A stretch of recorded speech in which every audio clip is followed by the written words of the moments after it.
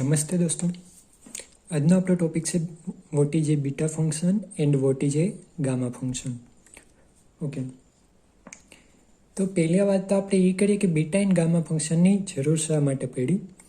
તો તમને ખબર હશે કે integration over 0 to 1 x dx એક્સનું આપણે એક્સની સાપેક્ષે ઇન્ટિગ્રેશન કરીએ ઓવર 0 to 1. તો આની વેલ્યુ શું થાય? તો કે એક્સનું થાય x²/2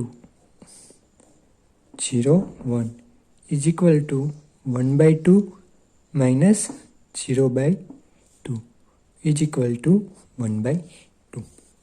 ઓકે, તો આ ઇન્ટિગ્રેશન આપણે કરી શક્યા. આ ઇન્ટિગ્રેશન સાવ ઇઝી હતું. ઓકે, હવે ક્યારેક તમને ઇન્ટિગ્રેશન આવું આપી દેવામાં આવે, (1 to infinite x dx). તો આમાં તમે કેવી રીતે ફાઇન્ડ કરશો? કેમ કે અહીંયા લિમિટ શું છે? ઇન્ફાઇનાઇટ છે. લોઅર લિમિટ છે 1, અપર લિમિટ છે ઇન્ફાઇનાઇટ. તો આનું ઇન્ટિગ્રેશન તમે કેવી રીતે કરશો જે આપને નથી ખબર? અથવા તો અહીંયા હું માઇનસ ઇન્ફાઇનાઇટ લઈ લઉં, અહીંયા 2 લઈ લઉં, x dx. આનું ઇન્ટિગ્રેશન કેવી રીતે કરશો? અહીંયા લોઅર લિમિટ છે માઇનસ ઇન્ફાઇનાઇટ અને અપર લિમિટ છે 2x dx. તો આનું ઇન્ટિગ્રેશન કેવી રીતે કરશો? ખબર નહીં, કેમ કે અહીંયા લિમિટમાં ઇન્ફિનિટી આવે છે, અહીંયા માઇનસ ઇન્ફિનિટી આવે છે. ધારો કે આવું ઇન્ટિગ્રેશન લઈ લઉં, minus infinity two infinity x dx. તો આનું ઇન્ટિગ્રેશન તમે કેવી રીતે કરશો? તમને ખ્યાલ નથી. ધારો કે હું આવું ઇન્ટિગ્રેશન લઈ લઉં, integration over 0 to 1 1/x⁴ right. તો dx ઇઝ ઇક્વલ ટુ શું થાય? તો કે 0 to 1 x⁻⁴ dx is equal to 0 to 1. Okay, આનું શું થાય? તો x⁻⁴ +1 upon -4 + 1 integration over 0 to 1 is equal to x⁻³ upon અહીંયા આવશે -3 0 to 1 is equal to 1 upon -3. અહીંયા હું લખી શકું 1 upon x³ 0 to 1. ઓકે, અહીંયા હું લઈ લઉં 1 upon -3, અહીંયા આવશે 1 upon 1³ એટલે 1 minus 1 upon 0. ઓકે, જો આપણે આનું ઇન્ટિગ્રેશન કરતા હતા, અહીંયા આપણે જો અપર લિમિટ ફાઇનાઇટ છે, લોઅર લિમિટ પણ ફાઇનાઇટ છે, પરંતુ આ ફંક્શનમાં 1 upon 0 એવું સ્ટેપ આવે. તો આનું ઇન્ટિગ્રેશન અહીંથી આપણે કેવી રીતે કરીશું? પ્રોબ્લેમ થાય ને. ઓકે, શા માટે આવું થયું? આમાં તો સમજાય કે અહીંયા અપર લિમિટ ઇન્ફિનિટી હતી, અહીંયા લોઅર લિમિટ માઇનસ ઇન્ફિનિટી હતી, અને અહીંયા lower limit minus infinity and upper limit infinity હતી. એટલે આપણે ઇન્ટિગ્રેશનમાં પ્રોબ્લેમ થતો હતો. પણ અહીંયા તો જે લિમિટ છે એ કેવી છે? એ તો ફાઇનાઇટ છે. અહીંયા 0 છે, 1 છે, ક્યાંય ઇન્ફિનિટી નથી, માઇનસ ઇન્ફિનિટી નથી. તો આવું કેમ થયું? પછી આપણે જો આ ફંક્શન તમે ડિનોટ કરો, આપણું ફંક્શન તરીકે શું છે? 1 upon x⁴. તો 1 upon x⁴ એ આ જે ક્લોઝ ઇન્ટરવલ આપણું ઇન્ટિગ્રેશન જે કરવાનું છે, જેમની લોઅર લિમિટ 0 છે, ક્લોઝ ઇન્ટરવલ છે, અને અપર લિમિટ છે 1, એમાં એ ફંક્શન બાઉન્ડેડ છે, બધા પોઈન્ટ આગળ બાઉન્ડેડ છે. જો અહીંયા આપણે આ ફંક્શનને 0 આગળ ચેક કરીએ, આ ઇન્ટરવલમાં 0 છે, ક્લોઝ ઇન્ટરવલ છે એટલા માટે 0 આગળ ચેક કરીએ તો અહીંયા આવે 1 upon 0. ઓકે, તો આપણે ફંક્શન છે 1 upon x⁴. તો એ ફંક્શન છે એ આ ઇન્ટરવલમાં બાઉન્ડેડ નથી. એટલે કે આપણે ક્યારે પ્રોબ્લેમ થાય? જો આવી રીતે ઇન્ટિગ્રેશન હોય કે જ્યારે ફંક્શન છે એ આ ઇન્ટરવલમાં, આના ક્લોઝ ઇન્ટરવલમાં બાઉન્ડેડ હોય અથવા તો આ લિમિટ સી ફાઇનાઇટ હોય, આપણે ઇન્ટિગ્રેશન ઇઝીલી ક્યારે કહી શકીએ? જ્યારે આ ફંક્શન પોતે છે એ આ ઇન્ટરવલમાં કેવું હોય? બાઉન્ડેડ હોય. આ ફંક્શન જે આપણે આપેલું છે એ આ ઇન્ટરવલમાં કેવું હોય? બાઉન્ડેડ હોય અને એમની લોઅર લિમિટ ને અપર લિમિટ બે બી ફાઇનાઇટ હોય, તો આપણે ઇન્ટિગ્રેશન ઇઝીલી કરી શકીએ. પણ જ્યારે આમની લિમિટ સી ફાઇનાઇટ ના હોય, એટલે કે જે ઇન્ટિગ્રેશનની રેન્જ છે, અહીંયા રેન્જ શું છે? 1 to ઇન્ફાઇનાઇટ, અહીંયા ઇન્ફાઇનાઇટ આવે. જ્યારે ઇન્ટિગ્રેશનની રેન્જ છે એ ફાઇનાઇટ ના હોય અથવા તો જ્યારે ફંક્શન છે એ ઇન્ટિગ્રેશનની જે રેન્જ આપેલી છે લોઅર લિમિટ ને અપર લિમિટ એમાં અનબાઉન્ડેડ હોય, એમાં બાઉન્ડેડ ના હોય, ત્યારે આપણે ઇન્ટિગ્રેશન કરવાનો પ્રોબ્લેમ થાય. એટલે બીટા એન્ડ ગામા ફંક્શનની જરૂર એટલા માટે પડી કે જ્યારે આવા ઇન્ટિગ્રેશન આપણે આપ્યા હોય અથવા તો ત્યારે આપણે બીટા એન્ડ ગામા ફંક્શનનો યુઝ કરીને આનું સોલ્યુશન મેળવી શકીએ. તો આપણે વાત કરી કે બીટા એન્ડ ગામા ફંક્શનની જરૂર શા માટે પડી? જ્યારે ફંક્શન છે એ રેન્જ ઓફ ઇન્ટિગ્રેશનમાં બાઉન્ડેડ હોય and range of integration finite હોય, ત્યારે આપણે ઇન્ટિગ્રેશન ઇઝીલી કરી શકીએ છીએ. પરંતુ જ્યારે ફંક્શન છે આપેલ ઇન્ટરવલમાં અનબાઉન્ડેડ હોય અથવા તો રેન્જ ઓફ ઇન્ટિગ્રેશન છે એ અનબાઉન્ડેડ હોય, ત્યારે આપણે ઇઝીલી ઇન્ટિગ્રેશન કરી શકતા નથી અને આવા ઇન્ટિગ્રેશનને સોલ્વ કરવા માટે આપણે બીટા એન્ડ ગામા ફંક્શનનો યુઝ કરીએ છીએ. ઓકે દોસ્તો, ઓકે, તો હવે આપણે આગળ વધીએ.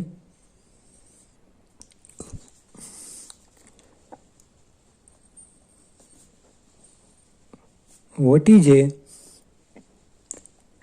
beta and gamma function?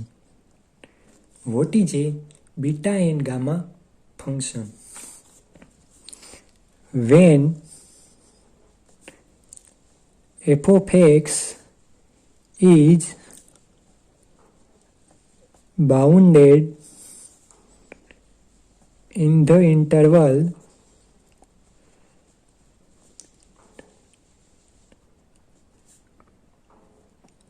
AB, close interval AB. When f of x is bounded in the interval AB, where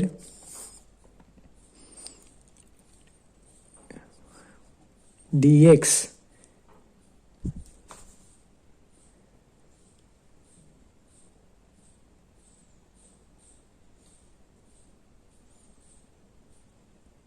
is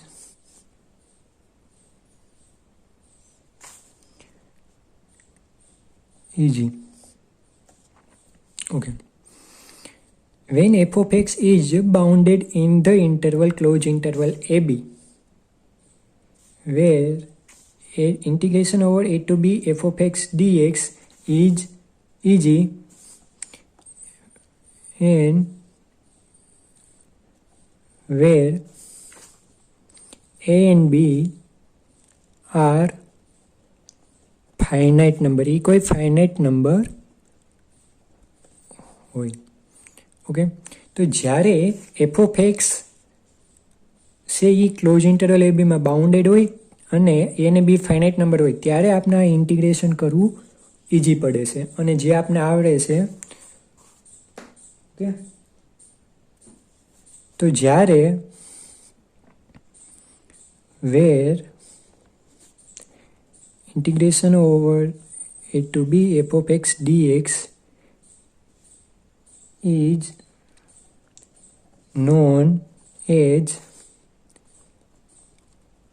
definite integral. Definite integral. Okay, જ્યારે ઇન્ટિગ્રેશનની રેન્જ છે એને બી એ કેવી હોય? ફાઇનાઇટ હોય. એન્ડ ફંક્શન પોતે એ રેન્જમાં કેવું હોય? બાઉન્ડેડ હોય. ત્યારે આ પ્રકારના ઇન્ટિગ્રેશનને ડિફાઇનાઇટ ઇન્ટિગ્રલ કહેવાય છે. ત્યારે આ પ્રકારના ઇન્ટિગ્રેશનને ડિફાઇનાઇટ ઇન્ટિગ્રલ કહેવાય છે. Okay.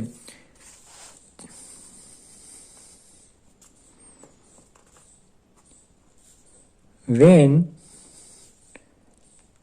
function is not bounded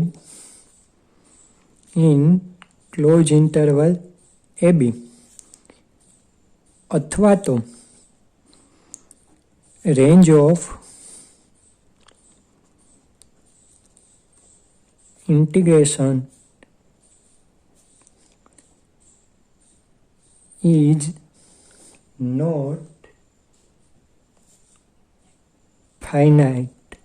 એટલે કે જ્યારે એફ ઓફ એક્સ આમાં અનબાઉન્ડેડ હોય અથવા તો રેન્જ ઓફ ઇન્ટિગ્રેશન એટલે કે જેની ઓવર આપણે ઇન્ટિગ્રેશન કરીએ છીએ લોઅર લિમિટ ને અપર લિમિટ લઈને એ જો ફાઇનાઇટ ના હોય ધેન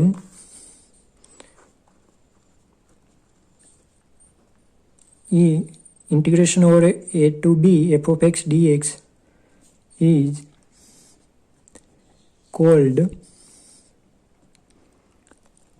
improper integral. ઓકે, જ્યારે એફ ઓફ એક્સ છે એ આપેલ રેન્જમાં ઇન્ટિગ્રેશન રેન્જમાં અનબાઉન્ડેડ હોય, કોઈ એક પોઈન્ટ આગળ કે એકથી વધારે પોઈન્ટ આગળ, ટૂંકમાં એ ઇન્ટરવલમાં ગમે ત્યાં એક કરતાં અથવા તો એક પોઈન્ટ આગળ અથવા તો એક કરતાં વધારે પોઈન્ટ આગળ અનબાઉન્ડેડ હોય, અથવા તો આ જે રેન્જ છે ઇન્ટિગ્રેશન રેન્જ એ ક્યાંક ઇન્ફાઇનાઇટ ક્યાંક માઇનસ ઇન્ફાઇનાઇટ ક્યાંક બંને એવી રીતે થઈ જતું હોય, તો આ ટાઈપનું ઇન્ટિગ્રેશન છે એને કહેવાય ઇમ્પ્રોપર ઇન્ટિગ્રલ. ઓકે, ક્લિયર થયું એટલું? Okay. When range of integration is unbounded, that means minus infinite to b f of x dx અથવા તો b to infinite f of x dx અથવા તો minus infinite to infinite f of x dx. એટલે કે range of integration કેવી હોય? Unbounded હોય. Range of integration is unbounded હોય. રેન્જ ઓફ ઇન્ટિગ્રેશન ઇઝ આમ કહીએ નોટ ફાઇનાઇટ, એટલે કે ક્યાંક ઇન્ફાઇનાઇટ આવી જતું હોય.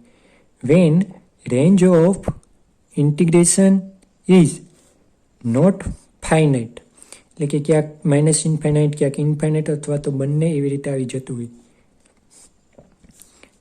Then this type integration is called improper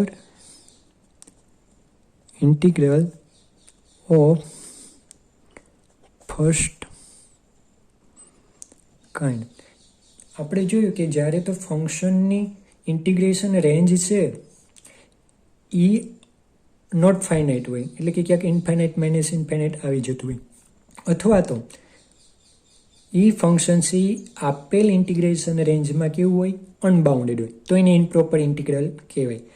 પરંતુ જ્યારે ઇન્ટિગ્રેશન પાછા ઇમ્પ્રોપર ઇન્ટિગ્રલના બે પ્રકાર પડે.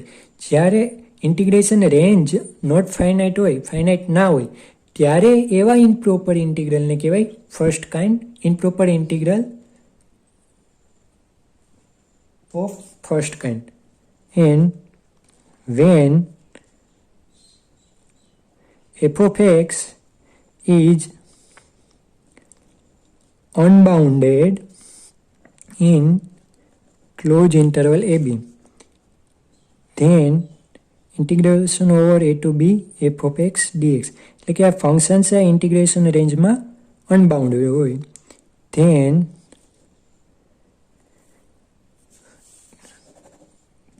integration over A to B f of x dx is called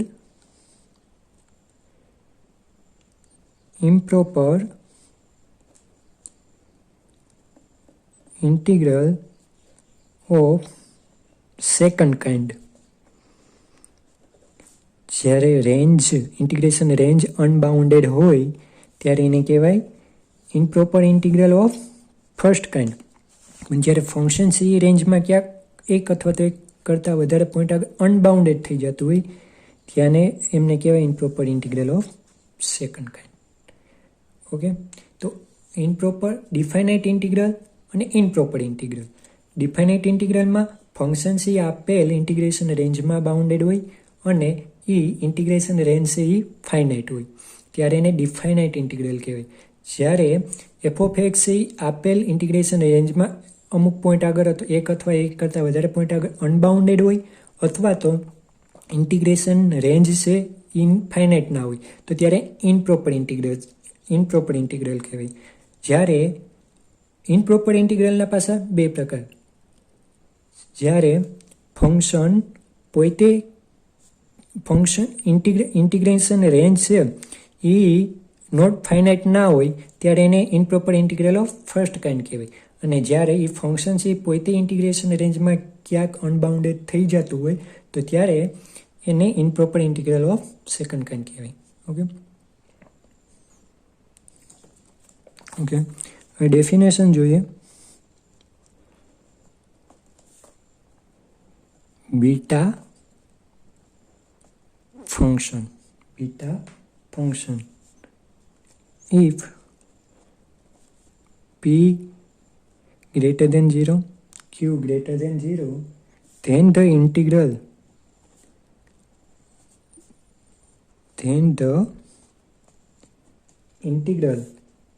0 to 1 x ની p minus 1 અને 1 minus x ની q minus 1 dx is a function of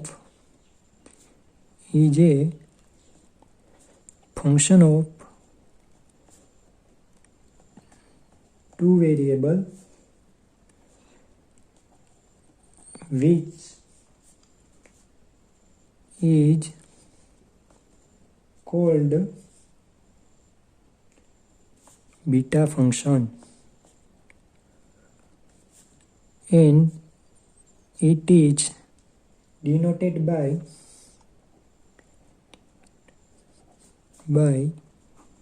beta pq. Therefore beta pq is equal to integration over 0 to 1 x ની p minus 1 1 minus x ની q minus 1 dx જ્યાં p અને q કેવા greater than 0. એટલે કે beta ફંક્શનની definition કેવું છે કે જ્યારે p કોઈ ગ્રેટર ધેન 0 હોય q કોઈ ગ્રેટર ધેન 0 હોય અને જો ઇન્ટિગ્રેશન ઓવર 0 ટુ 1 x ની p માઇનસ 1 અને 1 માઇનસ x ની q માઇનસ 1 એટલે કે આ ટાઈપનું કોઈ ઇન્ટિગ્રેશન તમને આપેલું હોય આ ટાઈપનું ઇન્ટિગ્રેશન જે આપને આપેલું હોય એને કહેવાય બીટા પી ક્યુ. અહીંયા પી ને ક્યુ લીધેલા છે તો એને ડિનોટેટ કરાય બીટા પી ક્યુ અને એને કેવી રીતે દર્શાવાય તો કે ઇન્ટિગ્રેશન ઓવર 0 ટુ 1 અહીંયા પી છે એટલે એક્સની પી માઇનસ 1 અને 1 માઇનસ એક્સની ક્યુ માઇનસ 1 ડીએક્સ. ઓકે, આ વસ્તુ ખાસ યાદ રાખવી પી અને ક્યુ ગ્રેટર ધેન 0 હોય ત્યારે.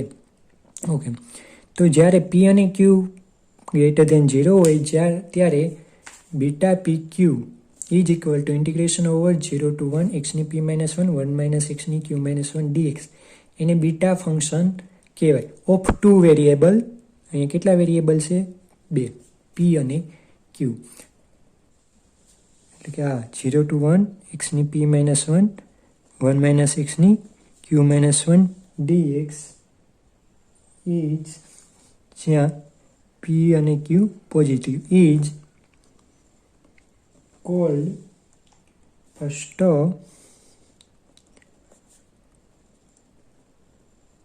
ઓઇલેરિયન ઇન્ટિગ્રલ. એને કહેવાય ફર્સ્ટ ઓઇલેરિયન ઇન્ટિગ્રલ. ઓકે, તો બીટા પી ક્યુ બીટા ફંક્શનની ડેફિનેશન કેવી? તો કે પી અને ક્યુ કોઈ પોઝિટિવ નંબર હોય જ્યારે આવી રીતે કોઈ ઇન્ટિગ્રેશન લેવામાં આવે ઓફ ટુ વેરિયેબલ પી અને ક્યુ, તો એને બીટા ફંક્શન કહેવાય of two variable p and q, અને ડિનોટ બીટા પી ક્યુ આવી રીતે કરાય, જેમને આવી રીતે કહી શકાય. અને આ જે ઇન્ટિગ્રેશન છે એને બીજું શું કહી શકીએ આપણે? બીટા પી ક્યુ તો કહી જ શકીએ, પણ આ ટાઈપનું ઇન્ટિગ્રેશન હોય એને આપણે ફર્સ્ટ ઓઇલેરિયન ઇન્ટિગ્રલ પણ કહી શકીએ. ફર્સ્ટ ઓઇલેરિયન ઇન્ટિગ્રલ પણ કહી શકીએ. તો આજે બસ આટલું રાખીએ, બાકીનું નેક્સ્ટ લેક્ચરમાં. Thank you.